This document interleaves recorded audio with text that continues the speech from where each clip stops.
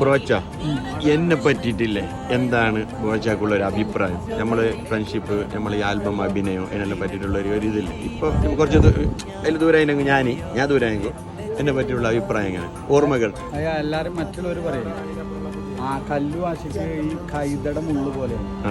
കൈത മുള്ള ഈ പൈനാപ്പിൾ ഇല്ലേ, മനസ്സിലായി. അതിന്റെ ഓല കണ്ടിട്ടുണ്ട്. അങ്ങോട്ട് ഒഴിയാൻ പറ്റില്ല, ഇങ്ങോട്ട് ഒഴിയാൻ പറ്റില്ല. അതിന്റെ മുള്ള ഒരു സൈഡ് ഇങ്ങനെ, ഒരു സൈഡ് അതേപോലെ. പക്ഷെ അതെന്താന്ന് വെച്ചാല് ആഷിക്കിന് ഭയങ്കര പിരിശാണ്. അപ്പൊ ഈ പിരിശുള്ളോട്ട് അരിശുണ്ട്.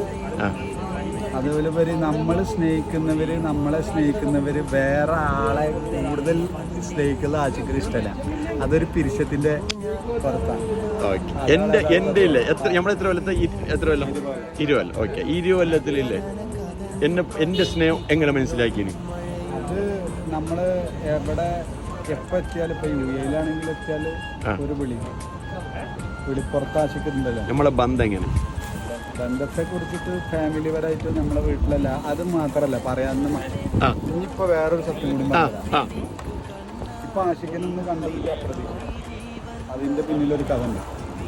എൻ്റെ പടെ എല്ലാ ആണ്ടിൻ്റെ ഒന്നും ആഷിക്കിൻ്റെ വീട്ടിൽ അപ്രതീക്ഷിതമായിട്ട്. നിങ്ങൾ വേറെ കാര്യം ചിന്തിക്കണം. എന്താണെന്ന് വെച്ചാലേ ഓരോ വർഷവും അച്ചാക്ക അറബ് മാസമല്ല നമ്മൾ ആണ്ട് നടത്താം. ഈ ആണ്ട് നടത്തുമ്പോൾ ബാക്കോട്ട് വരും.